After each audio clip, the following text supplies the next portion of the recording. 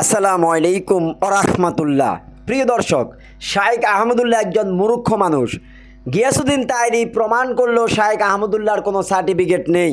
শাইখ আহমদুল্লাহর কোনো দাখিল, কোনো পাজিল, কোনো কামিল, তার কোনো সার্টিফিকেট নাই।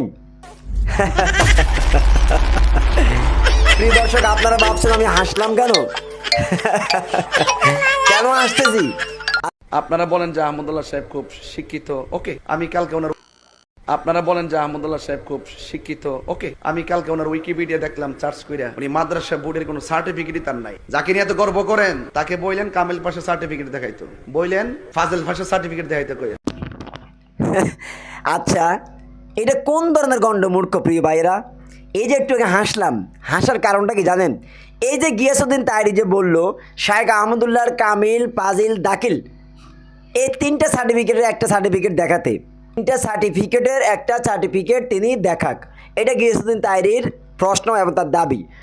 এখন এমন গণ্ড আহাম্মক আমার জীবনে আমি আর দেখিনি। আরে ভাই, গিয়াসউদ্দিন তাইরি এই প্রশ্ন করার আগে তার তো বাবা উচিত ছিল শাইখ আহমদুল্লাহ কওমি মাদ্রাসায় পড়াশোনা করেছেন, তিনি আলিয়া মাদ্রাসায় পড়াশোনা করেন নাই। এখন কওমি মাদ্রাসাতে কি এখন কওমি মাদ্রাসায় কি দাখিল, কামিল, ফাজিল সার্টিফিকেট হয়? কি আশ্চর্য ব্যাপার! কওমিতে দারায়ে হাদিস, আপনি দারায়ে হাদিসের সার্টিফিকেট চাইতেন তাহলে একটা মানা যেত, মুফতি সার্টিফিকেট চাইতেন তাহলে মানা যেত, আপনি চাইলেন কি দাখিল, কামিল, ফাজিল। তাহলে আপনার মতো একটা গণ্ড মূর্খ শাইখ আহমদুল্লাহকে যখন মূর্খ বলে, তখন আমরা কি আর বলবো? হাস্যকর ছাড়া, দুঃখ করা ছাড়া আর আফসোস ছাড়া আমাদের কি উবার করার আছে? দেখুন এরপরে তাইরি এরপরে আবার কি বলে দেখুন। তো দাখিল, আলেম, ফাজেল, কামিল, হাদিস, কামিল, ফিকহ ওনার একটাও নাই। ওনার উইকিপিডিয়া দেখলাম যে এটা উল্লেখই নাই।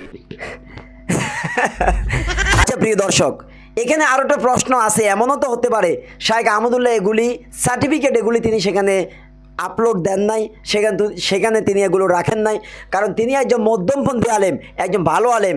তিনি তার নামের আগে কোনো মাওলানা, কোনো আল্লামা এগুলি পর্যন্ত তিনি পছন্দ করেন না। আপনারা দেখবেন তার ফেসবুকে লেখা আছে শুধুমাত্র আহমদুল্লাহ। মানুষ তাকে শায়েক বলে, কিন্তু তিনি শায়েকও পছন্দ করেন না। এমনকি তার নিজের মুখের কথা, ওয়াজ মাহফিলে যখন তাকে দাওয়াত দেওয়া হয়, পোস্টারে তার নামের আগে কোনো আল্লামা, কোনো মুফতি, কোনো শাইখুল হাদিস এই সমস্ত কিছু লেখা যাবে না, তিনি তার ফরমে লিখে দিয়েছেন। তিনি তার সার্টিফিকেট সেখানে শো করেন নাই। কিন্তু গিয়াসউদ্দিন তাইরি এক ভুল করলো, আর আরেকটা ভুল কি, সে বলে দাখিল, কামিল, ফাজিলের সার্টিফিকেট কই? আরে ভাই, কওমি মাদ্রাসা পড়লে এগুলো সে দেখাবে কোত্থেকে? আফসোস, এই লোকটা কওমি আলিয়া কি, কওমি আলিয়ার পার্থক্য কি, আমার তো মনে হয় সে এটাও জানে না। সাংঘাতিক আফসোস।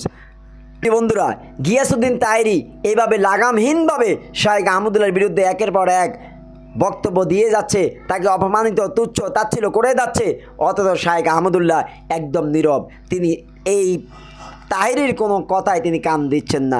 এমনকি যারা প্রতিবাদ করেছে শাইখ আহমদুল্লাহর পক্ষ নিয়ে, গিয়াসউদ্দিন তাদেরকেও 12টা বাজিয়ে ছাড়ছে, তাদেরকেও মারাত্মকভাবে তাচ্ছিল্য করলো, তুচ্ছ করলো। আসলে এই মাজার পূজারিগুলি, এই গিয়াসউদ্দিন তাহিরির দলটা, এদেরকে দেখলেই মানে আসলে কেমন যে একটা ভাব চলে আসে কি জানেন? এদের কারো চেহারা কোনো নূর নাই, যার কারণে এদেরকে দেখলে মনে হচ্ছে এরাদের ভণ্ড ভণ্ড একটা ভাব এদের চেহারার মধ্যে চলে আসে। আল্লাহ এদেরকে হেদায়েত নসিব করুক, হক্কানি ওলামায়ে কেরামদেরকে এদের কবল থেকে আল্লাহ রক্ষা করুক।